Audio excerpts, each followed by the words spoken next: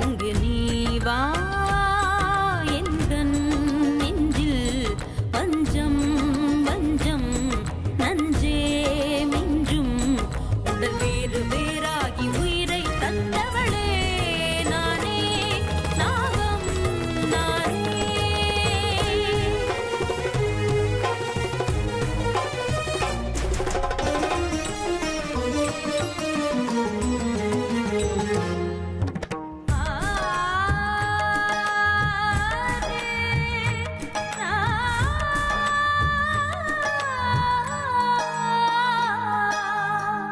ஜென்மம் பல தாண்டி உன்னோடு வாழ வேண்டுமே மரணம் தன்னை வென்று தினம் காதல் செய்யவா நாகமணி தேடி என் ஜீவன் இங்கு வாடுதே சொந்தங்களை நாடி உயிர் தேடி ஓடுதே பூமிக்கு வந்த நிலவு பிறவீது சாபமா கடமையை தாண்டும் உறவு மனமிளகிடுமா எந்தன் நெஞ்சில் வஞ்சம் வஞ்சம் நஞ்சே மிஞ்சும் உடல் வேறு வேறாகி உயிரை தந்தவளே நானே நாகம் நானே தந்தவளே நானே நாகம் நானே. சொத்து நம்ம கை சேர்ற வரைக்கும் அவங்க 2 பேரும் உயிரோட தான் இருக்கணும். இருந்தாலும் என்னோட மனசுக்குள்ள கெட்ட கெட்ட எண்ணங்களா வருது. திரிசூலத்தை வேற ஈஸ்வரனுக்கு அர்ப்பணம் பண்ணிட்டாங்க. ஒருவேளை அவங்களுக்கு குழந்தை பிறந்துருச்சுன்னா? அவங்களுக்கு குழந்தையும் பிறக்காது, நம்ம ஆசைக்கு எந்த தடங்களும் வராது. பாத்துக்கிட்டே இருங்க.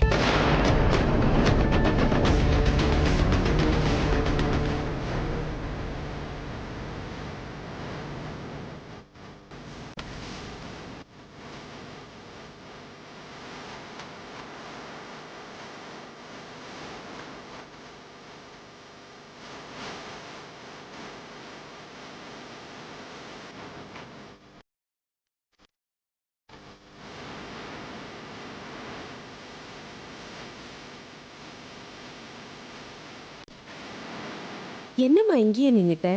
சங்கோச்சப்படுறியா? அப்படியெல்லாம் சங்கோச்சப்படக்கூடாது. இது உன் வீடா நினைச்சுக்கோமா. உள்ளவா அமிர்தா.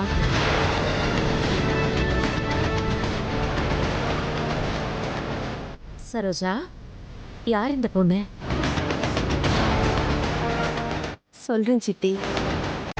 இன்னைக்கு உண்மையிலேயே எனக்கு ரொம்ப சந்தோஷமா இருக்கு.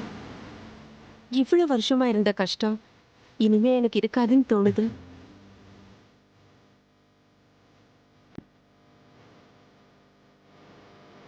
இவளை பார்க்கும்போது மனசுக்குள்ள ஏதோ ஒரு சந்தோஷம். சித்தி, ஒரு கிளாஸ் பால் கொண்டு வந்து கொடுக்குறீங்களா? நம்ம அமிர்தாவுக்கு.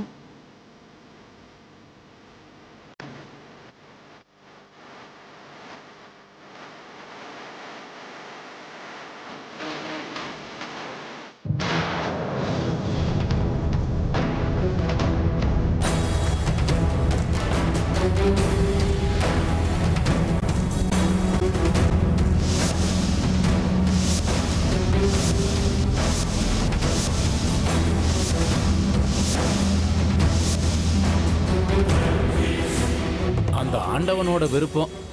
வா பைரவா. அந்த நாகராணி எங்க? தெரியாது. அந்த நாகராணிக்கு அடைக்கலம் கொடுத்தவன் நீதான் எனக்கு தெரியும். பொய் சொல்லாத.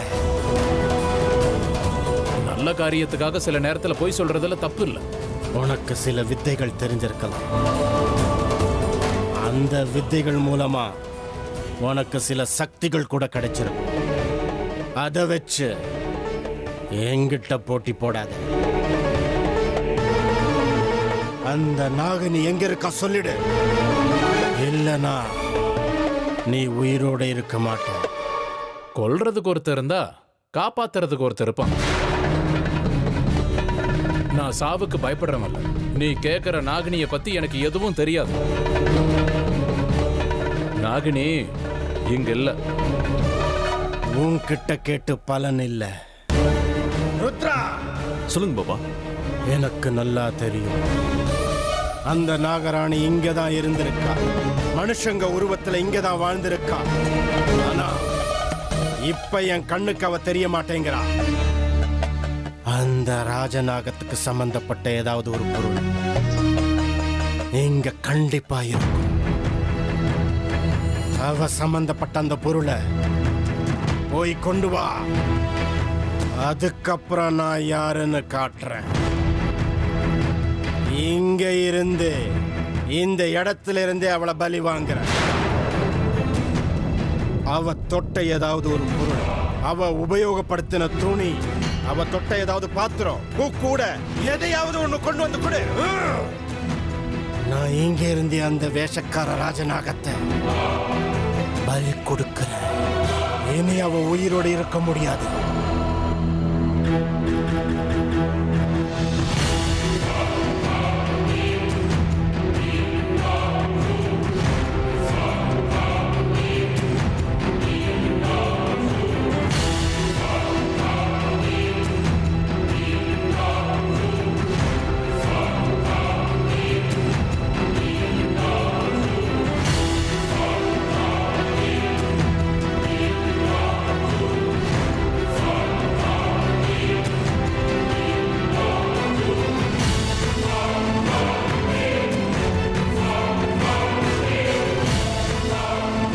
விக்ரம், யாருப்பா அந்த பொண்ணு? உங்க அம்மாவுக்கு தூரத்து சொந்தக்கார பொண்ணா? ஓ, எதர்ச்சியா பார்த்து கூட்டிட்டு வரீங்களா? சொந்தக்கார பொண்ணுலாம் இல்லை சித்தப்பா. ஆனா இது அந்த பகவானா பார்த்து கொடுத்த ஒரு புது சொந்தம். அப்படின்னா யாருப்பா இந்த பொண்ணு? சிவன் கோவில்ல இந்த பொண்ணை பார்த்தோம். அர்ச்சகர் எங்க கூட அனுப்பி வச்சாரு, அதான் கூட்டிட்டு வந்தோம். அமிர்தா, இவர் என்னோட சித்தப்பா, அவங்க என்னோட சித்தி.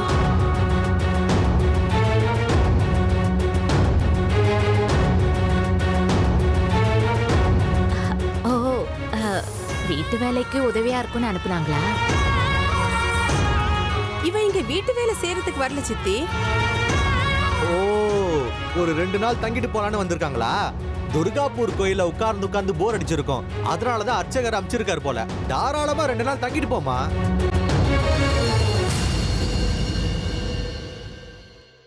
இவ 2 நாள் தங்கிட்டு போறதுக்கு வரல சித்தப்பா. இனிமே அமிர்தா நம்ம வீட்டுல தான் இருக்க போறா.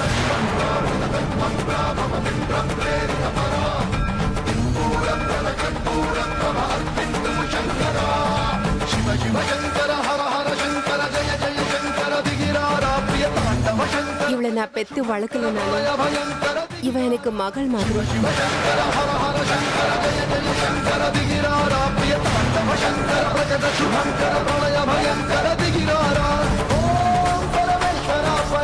விக்ரம், என்னப்பா இந்த மாதிரி ஒரு காரியம் பண்ணிட்ட? நீ இந்த மாதிரி பண்ணுவேன்னு நான் நினைச்சு கூட பார்க்கவே இல்லை. ஏன் சித்தப்பா, என்னாச்சு? அது எங்க கிட்ட சொல்லிருக்கலாம் இல்லையா? இத்தனை வருஷம் எந்த ஒரு காரியத்தையும் எங்களுக்கு சொல்லாம நீங்க செய்யவே மாட்டீங்க. அது அப்படி இல்லை சின்னம்மா. நாங்க 2 பேரும் போனது திரிசூலத்தை பாதத்துல வைக்கிறதுக்கு தான். ஆனா அங்க அமிர்தாவை பாப்போன்னு எங்க 2 பேருக்குமே தெரியாது. எல்லாம் அந்த ஆண்டவனோட விளையாட்டு. இவளை பார்த்ததுக்கு அப்புறம், இவளை பத்தி எல்லாம் தெரிஞ்சதுக்கு அப்புறம் நம்ம வீட்டுக்கு கூட்டிட்டு வரணும்னு தோணுச்சு. எப்படியும் எங்களுக்கும் குழந்தை இல்லைல்ல. இவ்வளவு பெரிய வீட்டுல நம்ம 4 பேர் மட்டும்தான் இருக்கோம். இவளும் நம்மள ஒருத்தியா இருக்கட்டுமேன்னு நினைச்சேன்.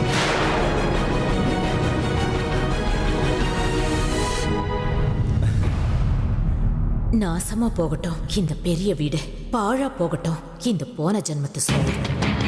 இப்ப இருக்கிறவங்கள தவிர வேற யாரும் இந்த வீட்டுக்குள்ள வரக்கூடாதுன்னு நினைச்சிட்டு இருந்தேன். இவ என்னடான்னு ஏதோ பிச்சைக்காரையை கூட்டிட்டு வந்திருக்காங்க. அமிர்தா, நீ உள்ள போய் கொஞ்ச நேரம் ரெஸ்ட் எடு. ரூம நானே வந்து காட்டுறேன். அங்க வந்து பால் கொடுக்கறேன். வாமா போலாம்.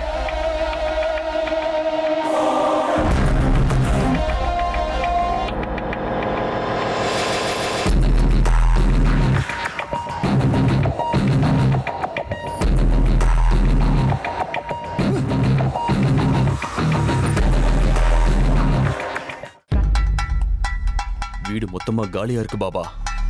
நீங்க சொன்ன மாதிரி எந்த பொருளுமே கிடைக்கல.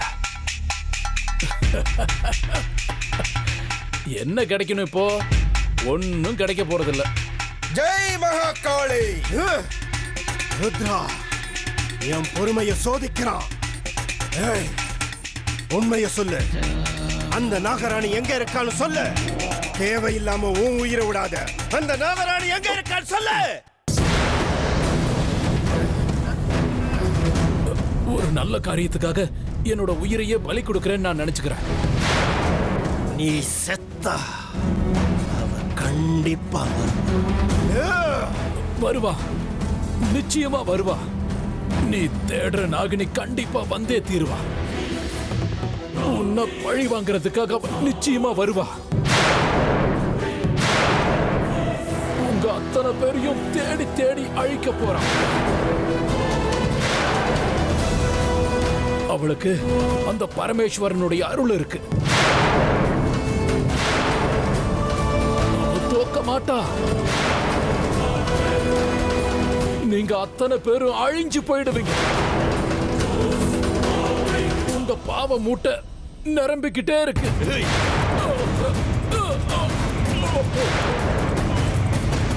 பரமேஸ்வரா, பரமேஸ்வரா, பரமேஸ்வரா, பரமேஸ்வரா, பரமேஸ்வரா.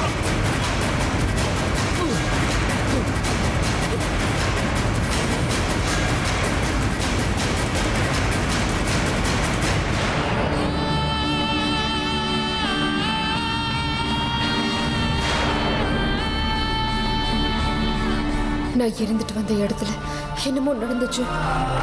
எனக்கு வேண்டியவங்க யாரும் ஆபத்துல இருக்காங்க. எனக்கு ரொம்ப குழப்பமா இருக்கு. மனசு பாரமா இருக்கு. என் உயிரே போற மாதிரி இருக்கு. பரமேஸ்வரா, ஏன் இந்த சோதனை?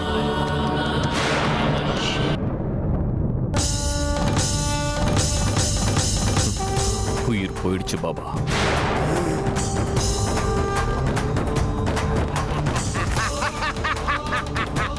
ஜெய் மகாகாளி!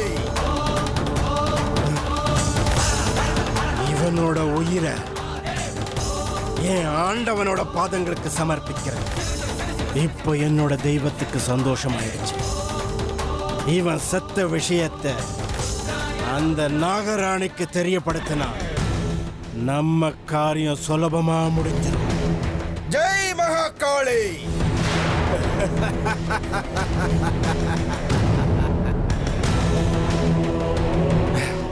ருத்ரா, எனக்கு ஒரு முக்கியமான வேலை பாக்கி இருக்கு. உன்னை அதுக்கப்புறமா நான் வந்து சந்திக்கிறேன். ஜெய் மகாகாளி!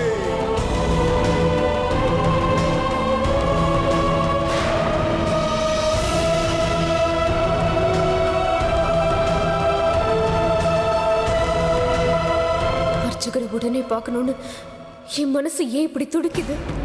இன்னைக்கு நான் இந்த இடத்துக்கு வந்திருக்கவே கூடாது. ஒரு நாள் தாமதமா வந்திருக்கணும். கோவிலை விட்டு வந்து தப்பு பண்ணிட்டேன். எனக்கு ஏன் இப்படி எல்லாம் தோணுது? அர்ச்சகருக்கு ஏதாவது ஆயிருக்கும்னு என் மனசு சொல்லுது. ஒருவேளை அவர் ஏதாவது ஆபத்துல மாட்டிருப்பாரோ? நிச்சயமா அவருக்கு ஏதாவது பிரச்சனை வந்திருக்கும்.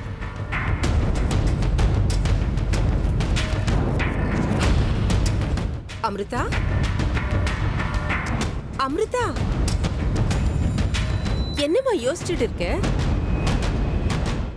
ஒன்றும் இல்லை. எனக்கு புரிஞ்சிடுச்சு.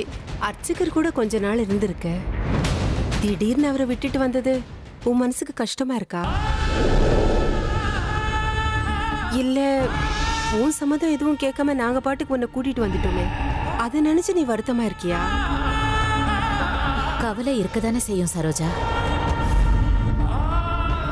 இவ்வளவு நாளா இருந்த இடத்தை விட்டு வரணும்னா யாருக்கா இருந்தாலும் மனசுக்கு கஷ்டமா தான் இருக்கும். அதுலயும் நம்ம அர்ச்சகரை தெரியும்ல, அவரை எல்லாருக்குமே ரொம்ப பிடிக்குமே. ரொம்ப தங்கமானவரு. அப்படிப்பட்டவரை விட்டு வரணும்னா மனசுக்கு ரொம்ப சங்கடமா தான் இருக்கும். உனக்கு போகணும்னு தோணுச்சுன்னா நீ போம்மா, அங்கேயே அர்ச்சகரோடவே இருந்துக்கோ. சித்தி, தயவு செஞ்சு நீங்க அப்படியெல்லாம் சொல்லாதீங்க. அமிர்தா இந்த வீட்டுல தான் இருக்கணும். அவளுக்கு இந்த வீட்ல இருக்கிறது விருப்பம் இல்ல போல இருக்கு. அவ முகத்திலேயே எழுதி ஒட்டிருக்கு பாரு. உனக்கு இங்க இருக்க விருப்பம் இல்லைல்ல? சொல்ல அமிர்தா, உனக்கு விருப்பம் இல்லைல்ல? எனக்கு இந்த வீடு ரொம்ப பிடிச்சிருக்கு.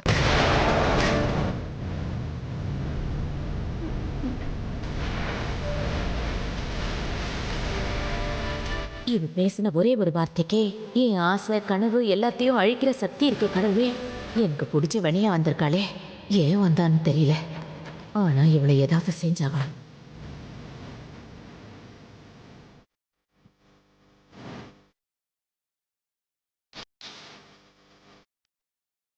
அமிர்தா, இங்க பக்கத்துல, அதாவது ஒரு 3 கிலோமீட்டர் தூரத்துல நாகதேவதை கோவில் இருக்கு. அங்க விளக்குக்கு என்ன அனுப்பி வைக்கணும். நான் போயிட்டு வரேன். அமிர்தா, உனக்கு இந்த வீட்டுல என்ன வேணும்னாலும், இல்ல உனக்கு இங்க ஏதாவது பிடிக்கலனாலும் நீ தாராளமா என்கிட்ட சொல்லலாம். நீ எதுக்கும் சங்கோச்சப்படாதுமா, சரியா?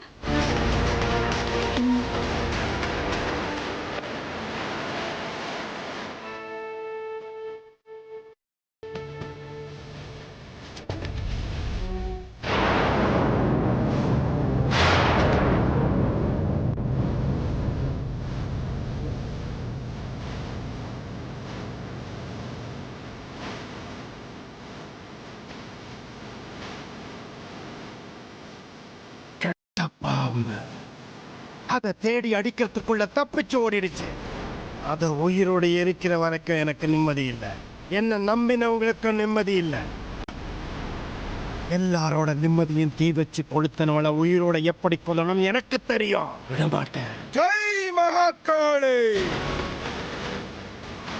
தேவா, மகாதேவா! ஒவ்வொரு நாளும் ஒவ்வொரு நிமிஷமும் உன்னை தியானம் பண்ணிக்கிட்டு இருக்கன்னா, அந்த பாம்பு கிட்ட தோக்கணும் நீ விருப்பப்படுறியா? நான் உன்னுடைய பக்தன். ஒரு அல்ப பாம்பு கிட்ட நான் சரணடையணும் நீ விருப்பப்படுறியா? இல்ல, இத்தனை நாள் நான் செஞ்ச தவத்துக்கு அதுக்குண்டான பலனை நீ எனக்கு கண்டிப்பா தந்தே ஆகும். இதுவரைக்கும் நான் உங்ககிட்ட எதையும் கேட்டதில்லை. இப்ப நான் கேட்கறதுல ஒன்னே ஒண்ணுதான், அந்த நாகராணியோட மரணம். அந்த நாகராணியோட மரணம்! ஜெய் மகாகாளி! இதுவரைக்கும் நான் பெற்ற சக்திகள் அனைத்தையும் அந்த நாகராணி மேலேயே பிரயோகப்படுத்திக்கிட்டு இருக்க தேவா. அவ எவ்வளவு தூரத்துக்கு போறான்னு நானும் பார்க்கிறேன். அவளுக்கு மட்டும்தான் சக்தி இருக்கா? இந்த பைரவனுக்கும் அந்த சக்தி இருக்கு. அவளை ஜெயிக்காம விட மாட்டோம் பிரபு. ஜெய் மகாகாளி!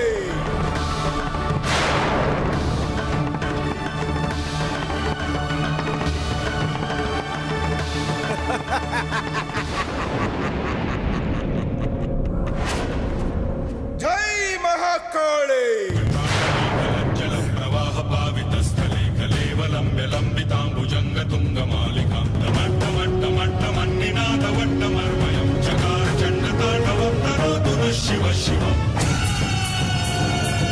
நீ எப்படியும் பரமேஸ்வரனோட சன்னதிக்கு வந்துதான் தீரும்.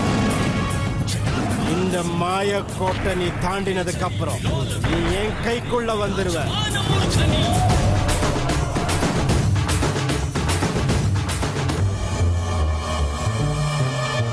என் மந்திர சக்தியால நான் போட்ட இந்த விபூதிக்கு முழுசா 3 நாள் சக்தி இருக்கும் ராஜநாகமே. அதுக்குள்ள நீ ஒருவேளை இந்த கோட்டை தாண்டி வந்தா உன்னோட மரணத்தை யாராலும் தடுக்க முடியாது.